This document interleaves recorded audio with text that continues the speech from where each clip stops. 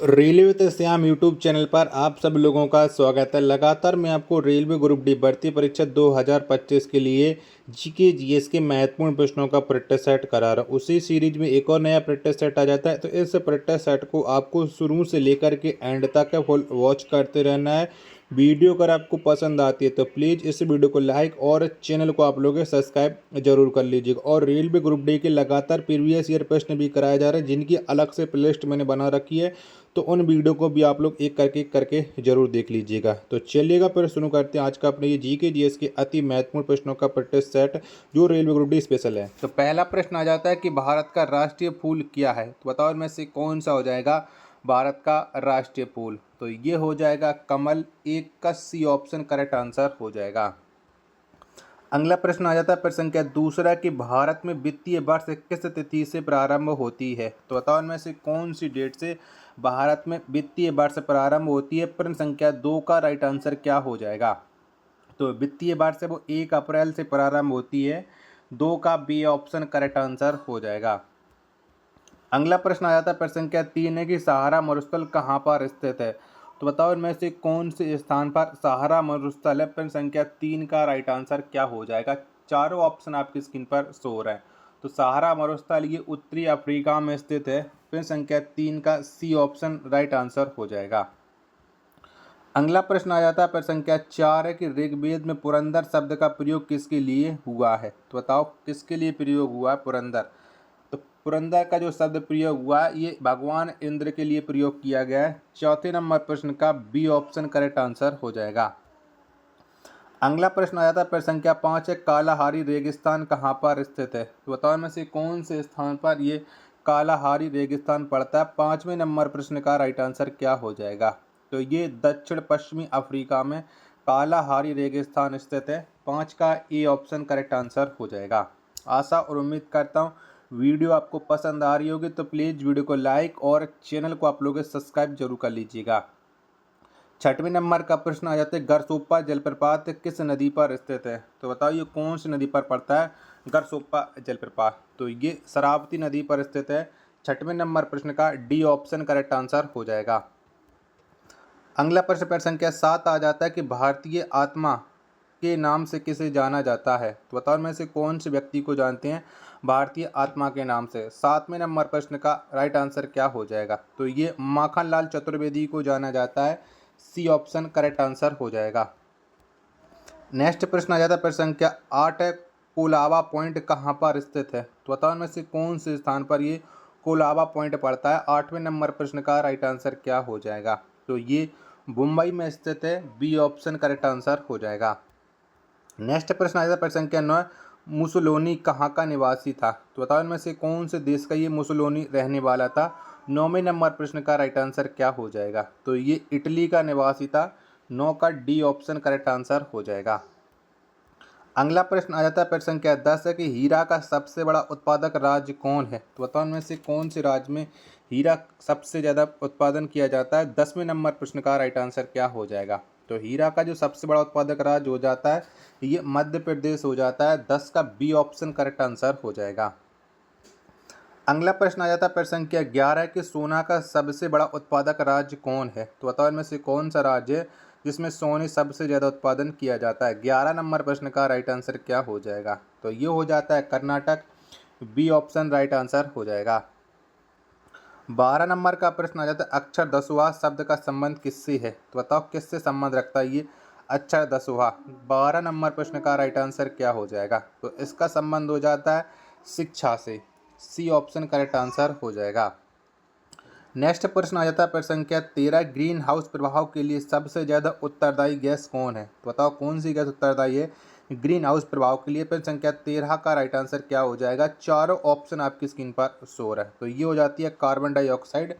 B option 13 number का correct answer हो जाएगा। आशा और उम्मीद करता हूँ ये वीडियो आपको ज़रूर पसंद आ रही होगी, तो प्लीज़ इस वीडियो को लाइक और चैनल को आप लोग सब्सक्राइब करना बिल्कुल ना भूलें। चलिएगा अगला प्रश्न आ जाता है प्रश्न संख्या 14 की भूपटल पर ऑक्सीजन की मात्रा कितनी है, तो बताओ कितनी है। 14 नंबर प्रश्न का राइट आंसर क्या हो जाएगा। तो ये मात्रा हो जाती है 46.80%। 14 का बी ऑप्शन करेक्ट आंसर हो जाएगा। नेक्स्ट प्रश्न आ जाता है प्रश्न संख्या 15 की फ्रांस का राष्ट्रीय फूल क्या है? तो बताओ इनमें से कौन सा हो जाएगा फ्रांस का राष्ट्रीय फूल? 15 नंबर प्रश्न का राइट आंसर आपको बताना है। तो लिली ये फ्रांस का राष्ट्रीय फूल है। 15 का ए ऑप्शन करेक्ट आंसर हो जाएगा। 16 नंबर का प्रश्न आ जाता है कि चांदी का सबसे बड़ा उत्पादक राज्य कौन है? तो बताओ इनमें से कौन सा राज्य जहां पर चांदी का सबसे ज़्यादा उत्पादन किया जाता है? 16 नंबर प्रश्न का राइट आंसर क्या हो जाएगा? तो ये हो जाता है राजस्थान। 16 का सी ऑप्शन करेक्ट आंसर हो जाएगा। अगला प्रश्न है प्रश्न संख्या 17 आ जाता है कि मैग्मा किस रूप में पृथ्वी से बाहर आता है? बताओ कौन से रूप में मैग्मा पृथ्वी से बाहर आता है? प्रश्न संख्या 17 का राइट आंसर क्या हो जाएगा? तो ये पिघले द्रव के रूप में बाहर आ जाता है मैग्मा। 17 का सी ऑप्शन करेक्ट आंसर हो जाएगा। और मैग्मा किससे निकलता है? तो आप लोगों को पता ही कि ये ज्वालामुखी से निकलता है। वीडियो पसंद आ रही होगी तो प्लीज़ आप लोग इस वीडियो को लाइक और चैनल को सब्सक्राइब कर लीजिएगा, क्योंकि बहुत कम समय में मैं आपको ज़्यादा से ज़्यादा कंटेंट देने की पूरी कोशिश में रहता हूँ। अगला प्रश्न आ जाता है प्रश्न संख्या 18 के थोरियम का सबसे बड़ा भंडार कहाँ पर स्थित है? तो बताओ इनमें से कौन से राज्य में थोरियम का सबसे बड़ा भंडार है? 18 नंबर प्रश्न का राइट आंसर क्या हो जाएगा? तो ये हो जाता है केरल में। बी ऑप्शन राइट आंसर हो जाएगा।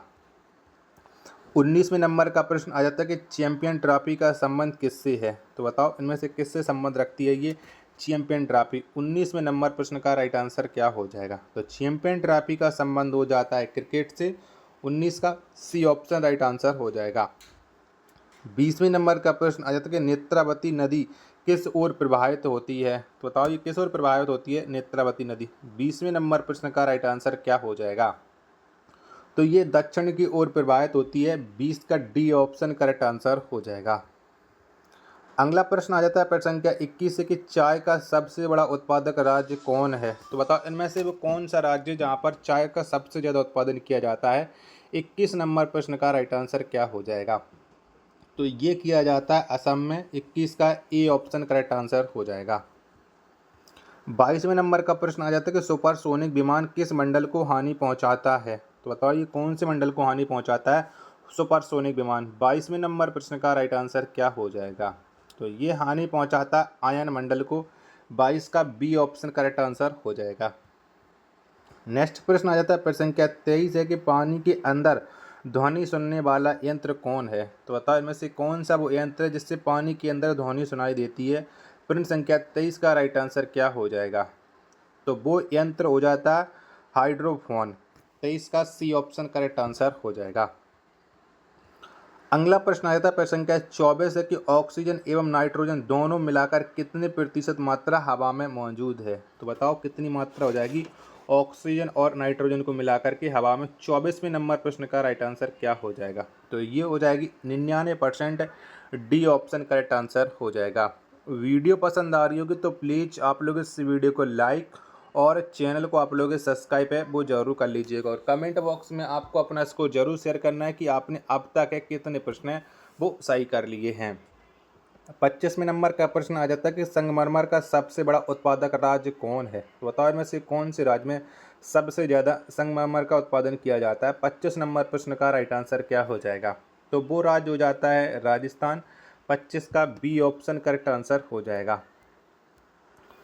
26वें नंबर का प्रश्न आ जाता है कि रुपया नाम का सिक्का भारत में सर्वप्रथम किसके शासनकाल में ढाला गया था? तो बताओ किसके समय ये रुपया नामक सिक्का चला था? 26 नंबर प्रश्न का राइट आंसर क्या हो जाएगा? तो ये शेरशाह सूरी के शासनकाल में ढाला गया था। 26 का सी ऑप्शन करेक्ट आंसर हो जाएगा। 27 नंबर का प्रश्न आ जाता है कि चीन का शोक किस नदी को कहा जाता है? तो इनमें से एक नदी ऐसी है जिसे हम चीन के शोक के नाम से जानते हैं, तो वो कौन सी नदी हो जाएगी? 27 नंबर प्रश्न का राइट आंसर आपको बताना है। तो ये नदी हो जाती है हांगो नदी। 27 का ए ऑप्शन करेक्ट आंसर हो जाएगा। 28वें नंबर का प्रश्न आ जाता है कि भारत में अद्वैतवाद का सिद्धांत किसने प्रस्तुत किया था? तो बताओ ये अद्वैतवाद का सिद्धांत किसके द्वारा दिया गया था? 28 नंबर प्रश्न का आंसर आपको बताना। 28 के मैं आपको ऑप्शन दिखा रहा हूँ, तब तक आप लोग वीडियो को लाइक करके चैनल को आप लोग सब्सक्राइब जरूर कर लीजिएगा।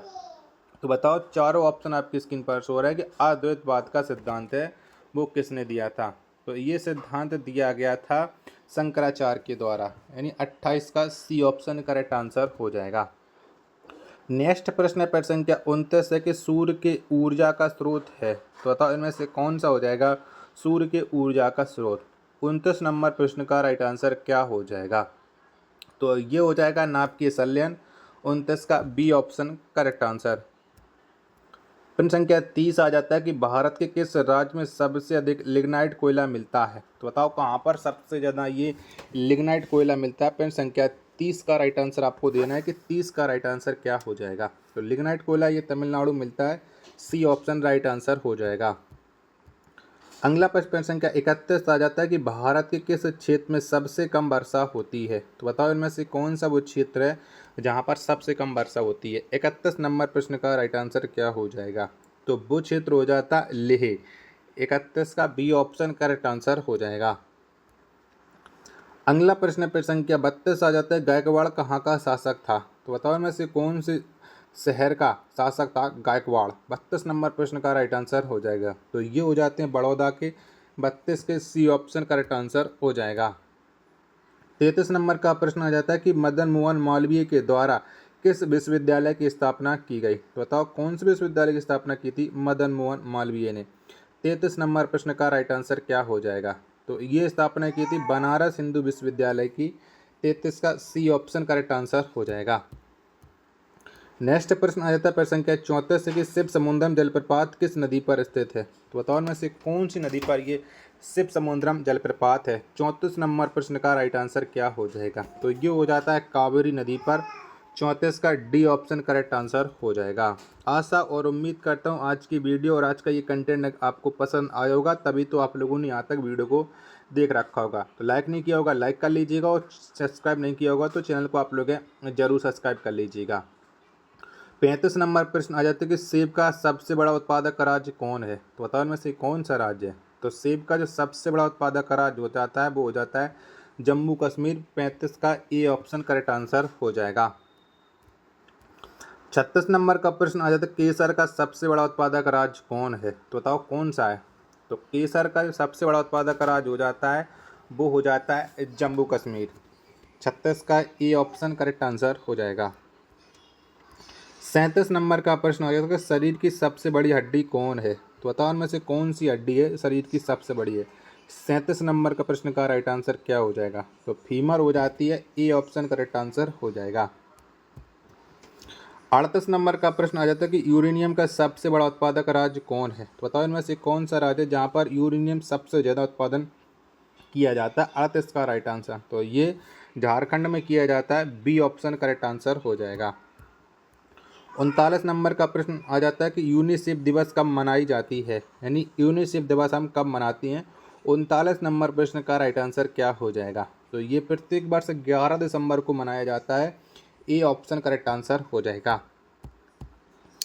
और अंतिम प्रश्न आ जाता है प्रश्न संख्या 40 कि संतरा की खेती कहाँ पर अधिक होती है, तो बताओ कहाँ पर होती है। 40 का राइट आंसर, तो ये नागपुर में अधिक होती है संतरा की खेती। 40 का बी ऑप्शन करेक्ट आंसर हो जाएगा।